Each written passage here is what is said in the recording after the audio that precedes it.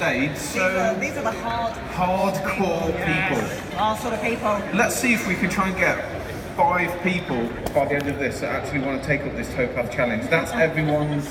That's your goal for the end of today. Okay, so did anybody follow the Towpath challenge on social media and know what it was about? Put your hands up. Oh, we've got enough people. We've got enough people to make it happen. Well done. Thank you ever so much for following us.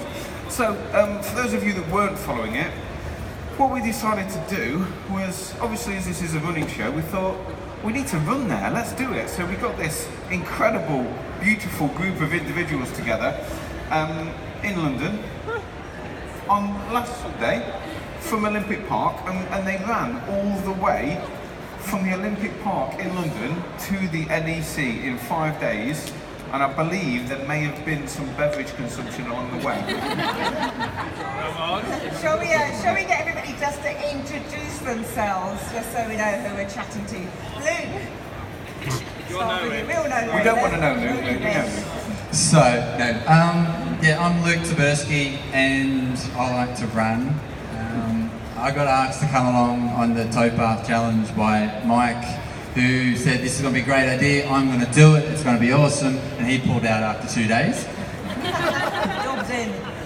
But no, I saw this as an opportunity to meet some new people. A couple I already knew, but really do something part of the team. And I was just looking forward to running every day with like-minded people who had the same goal to finish each day and do it all over again the next day.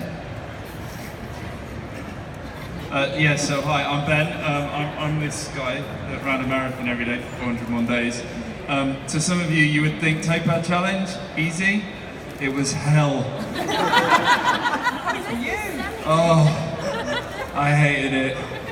Not, obviously these guys are amazing, the best people, right frame of mind, brilliant. But I probably should have trained. What was it? Muscle memory, yeah, doesn't exist by the way. Yeah, I really struggled, so my week was a lot different to what I thought it was going to be. I thought it was going to be a week to re-inspire me into running, and yeah, it didn't happen. Yeah, but I met some amazing friends, they're amazing people, so I'll pass you on. I am Hannah, one half of fitness blog Twice the Health. And we ran the Towpath Challenge because we asked a man with long hair to move his many bags in a cubicle in Pret, and 3.5 hours later we are signed up to run 5.5 marathons in 5 days. So that's why we run Towpath Challenge. I'm just the other half of Twice the Health, Emily, so exactly the same reason.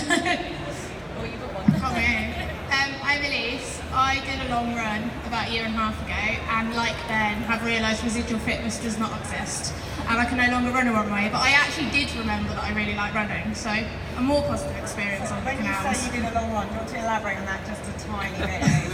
I ran a lap of the British coast, which was as stupid an idea as it sounded. Right, I'm Nikki Love, and I recently ran 63 marathons in 63 days. I was a last minute invite, and so on Sunday I turned up. I was running late, so I actually had to run to the start line. I'm here representing everybody over 50. Yeah? Anyone?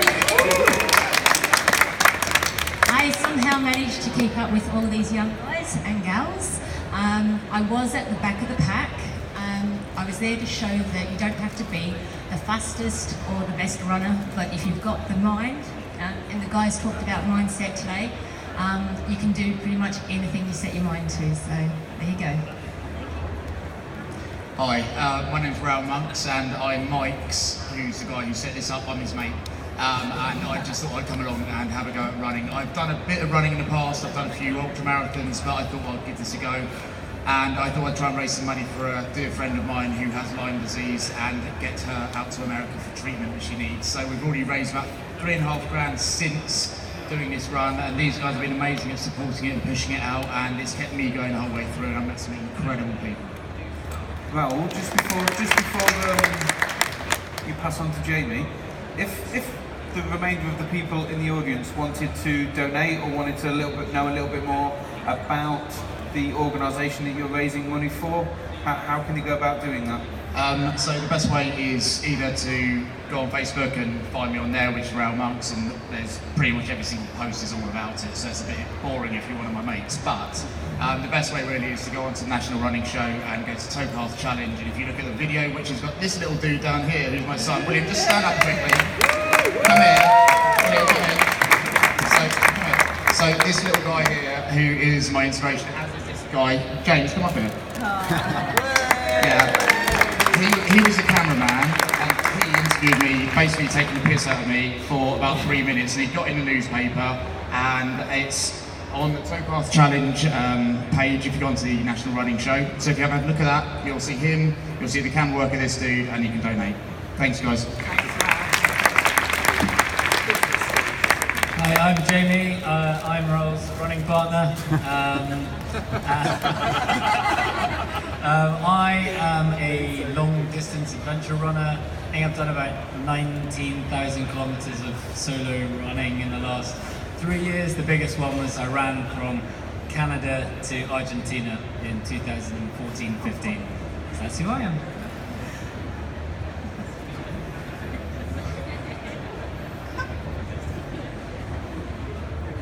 I'm Alex, in case you didn't know. I'm a mini Luke with a beard, and I kind of did this Towpath challenge because it's one of my challenges for this year. To raise money for Cancer Research UK. Again, link is in the Towpath challenge section of National Running. And I actually did it because I got told, firstly, I would only have to run 27 miles every single day for 5 days, not 30 odd. And secondly, I wanted to see if I could, because I've recently had my appendix removed, and the doctors told me I shouldn't be running in the first 8 weeks. So it was like a bit of a gamble. When you say recently, Alex, just how far before the Towpath challenge did you actually have your appendix removed? Before it started, or now? Yeah. How long before you started the challenge? 4.5 weeks. Very sensible, very sensible. Don't tell my mum. I won't tell your mum. What I'm interested in, imagine the logistics, obviously it's 135 miles, so what sort of mileage were you covering in a day? And then I'm also going to ask you questions about food and drink after that. So how much mileage were we covering in a day? A lot more than what was said. Jamie. What was said? So I'm the one that gets blamed for this, even though it was Mike's idea. I came up with a route, which wasn't my fault either, because the canal was built a really long time ago. But what we did is, it was about 50 kilometers the first day, second day, third day, 44 kilometers on the fourth day, and then we had a nice 39 kilometers on the last day. 44 was it? It was 39. This is what we had to contend with all week. How far is it? 50? 55? And along that route, so the type of logistics, did you like have like pit stops? Did you go like, right, I know this pub's here and this is where we're gonna get, you know, a drink of Coke or something? What happened there? Talk us about that. We had halfway points on each day, which was met with the team of supporters. We actually took our own sandwiches everywhere and were mocked the whole time. But yeah, our team of supporters. So we could stop for like bowls of chips or crisps or sandwiches in our case, or coconut oil. Yeah. If you're into that. And then at the end, you all had, so it was like point to point. You had a hotel, you had a halfway point you're running towards, and then a hotel at the end. And so obviously, because you know you're all professional athletes, when you finished, you all just had a nice nutritious meal and went to bed. Is that what happened? I think Raoul. I have no idea. I could have two of these. There was a few drinks that happened on a couple of nights. You surprised me. There was one night that didn't happen. I went to sleep relatively early. But no, there was a lot of good food, good chat, good beer. Yeah, I think Jamie, you were involved in some of it. No, I think one of the great things when you're doing these long adventure runs, where there's no time, you don't have to get to a finish by a certain point. You're not being rigorous about what you're eating. There's no set program. That's part of the joy of adventure running.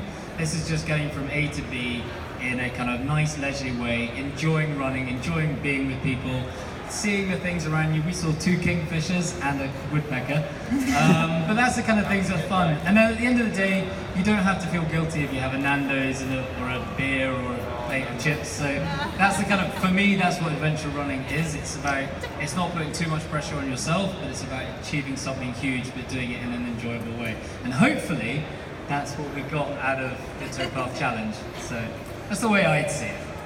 So you really didn't know each other at all, really, before you started running this. There might have been a couple of people that bumped into each other in prep, but apart from that, you didn't know each other at all. How was the team dynamic? Like, thinking about the people in the audience that might bump into each other or might have the confidence to talk to somebody else and say, yeah, maybe we should do this. How did your team dynamic work with each other, running with each other And for the first time? Did you run as a giant group in the morning? What happened there? Yeah. So, the fast boys ran really fast and finished really early. The rest of us kind of ambled along. The young ones, they're in the middle, the ladies.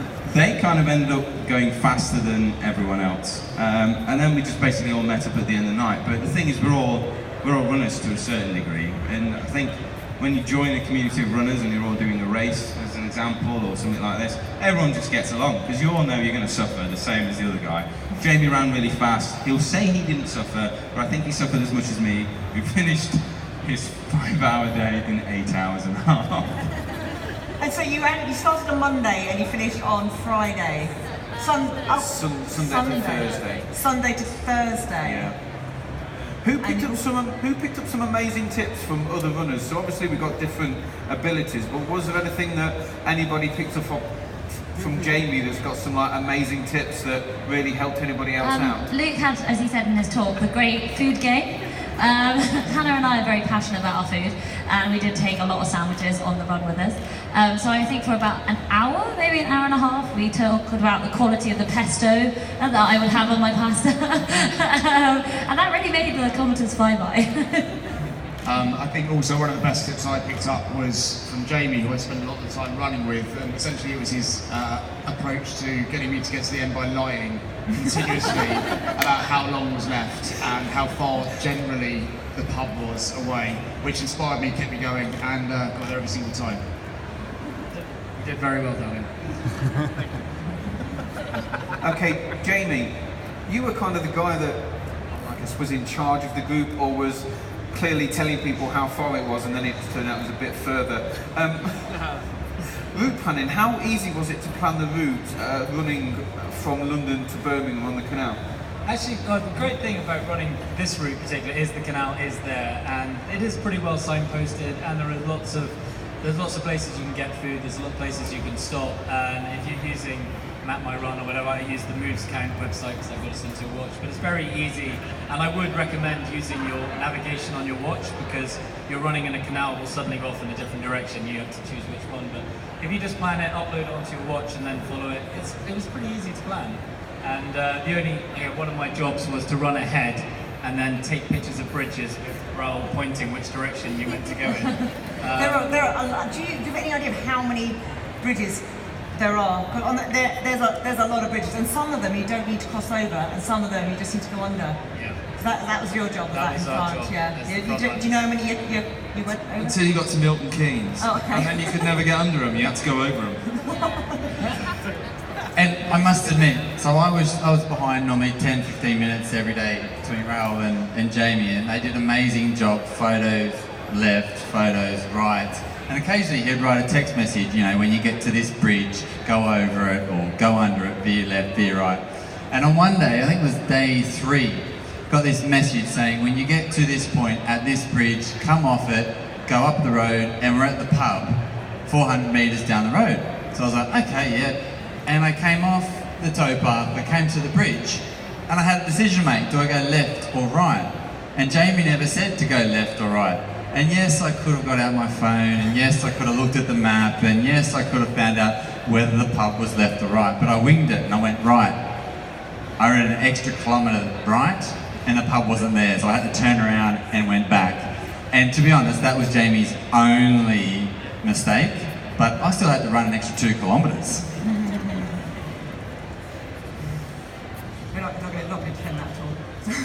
And so you've all run this week. So I want to know what your highlights were. Was it the Nando's? Was it? Tell me about your highlights of the week.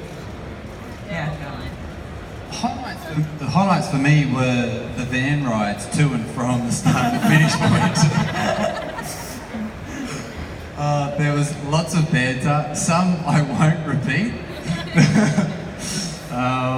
Was it PG friendly? No. Yeah, it was that sense of a team. You know, we didn't all run together every mile. Some of us ran a lot of it by ourselves, but at the same time, that community over breakfast and having dinner together, and then the 10, 20-minute van rides to the start point or after we finished for the day and coming back, they were the massive highlights where we all got to spend time together, have a laugh, and make jokes about one another in numerous fashions. Yeah, the highlight for me was the end. I'm being serious. No, I didn't know what this week was going to be for me, and I think, as I said before, I wanted to use it as a bit of a way of getting my inspiration back into running, kind of finding that love again after what I did. And it didn't go that way this week for me, but what I did learn was actually something completely different to what I thought I was going to, and more so in a positive way. So the highlight for me was the fact that, you know, I don't have to keep on running these crazy distances that I've done in the past. I can just go and find enjoyment in running a mile. Does that sound like crazies to you guys? But like, to me, like, I've lost that. And this is what this week's taught me, and I think that is my biggest highlight and biggest takeout from this week. That actually, I'm going to go and try catch the 5K again. I am. I think we've mentioned that we really like food. Once or twice, yeah.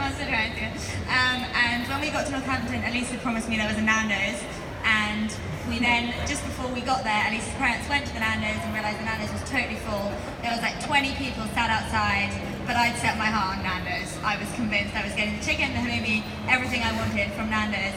And she was like, we're not going to get in. And I was like, oh no, no we are. So I walked into Nando's and I was like, we're a table of 12. We're running here from London and we need some chicken. And he was like, yeah, table to your left, Mrs. I was like, thank you very much, thank you.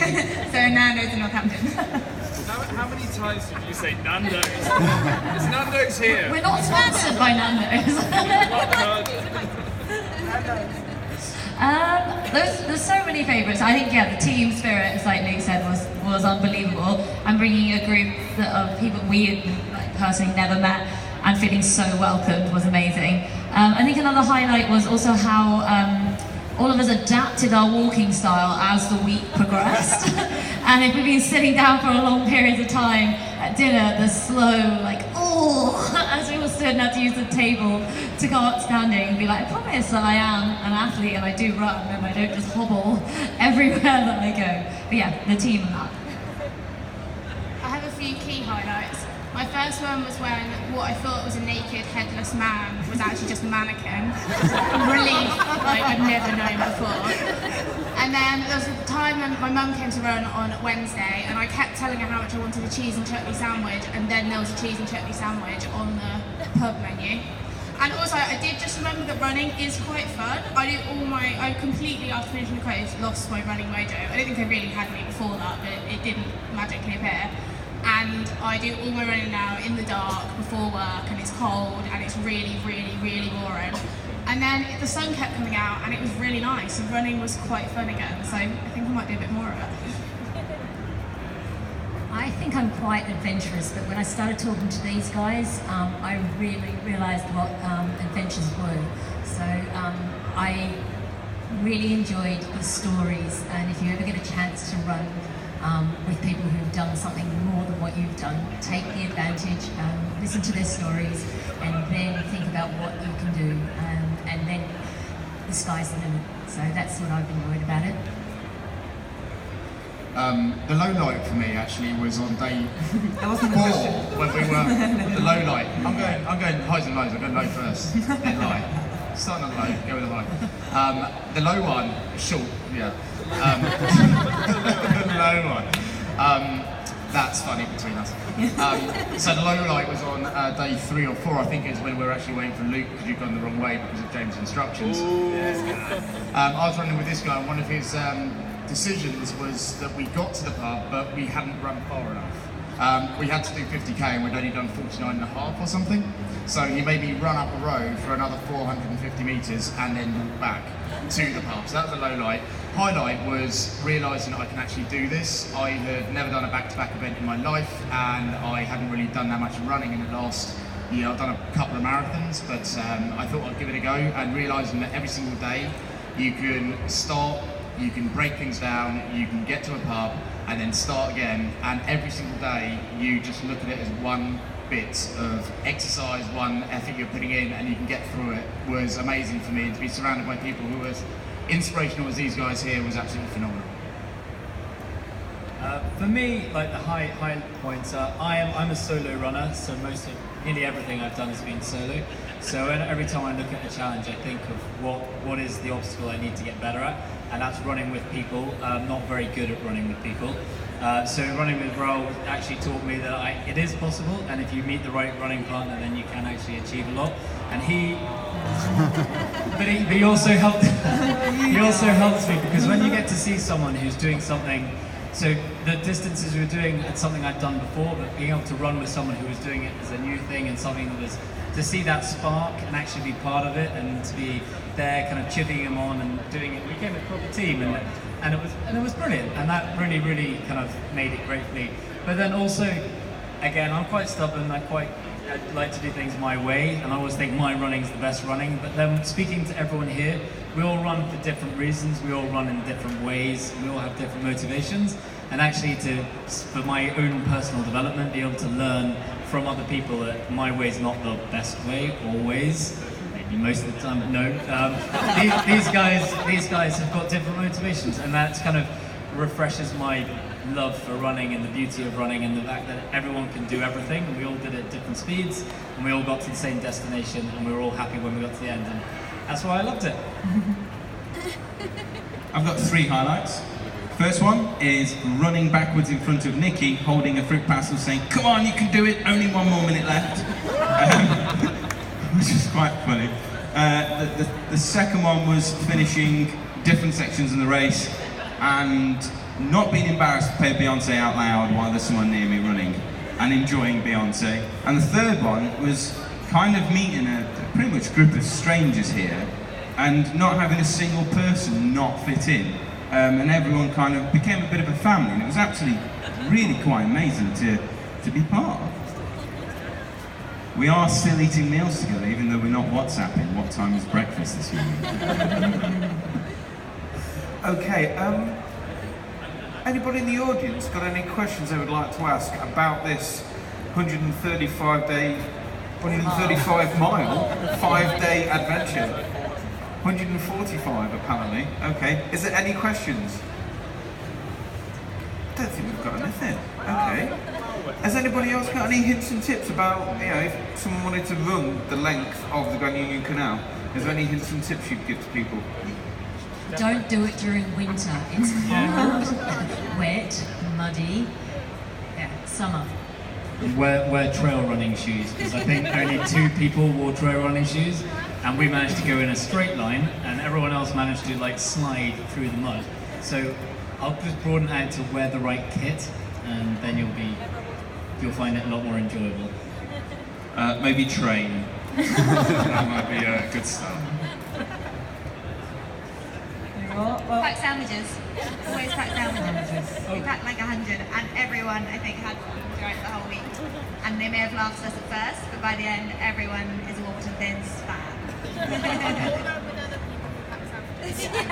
And if you're running multi-days, don't do the whole get to the end of the day, see the pub, think, oh, I'm just going to have a pint, and then forget to do any sort of stretching, because you wake up the next morning and then you realise you didn't stretch, and then you do the exact same thing the next day, and then you end up with a slight Achilles inflammation like I have today, so yeah. Only a slight.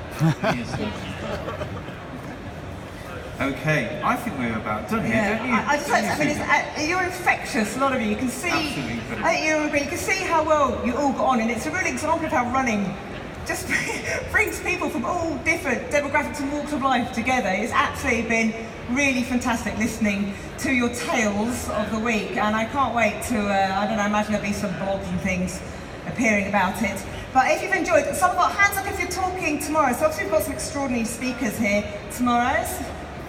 And how many people are on the expert panels as well tomorrow?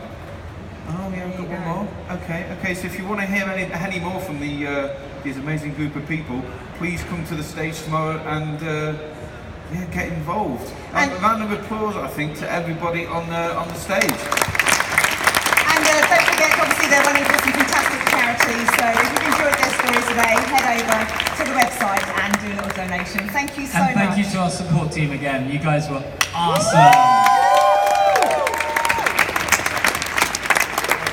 And give yourselves a round of applause for actually sitting and listening to us talk that way.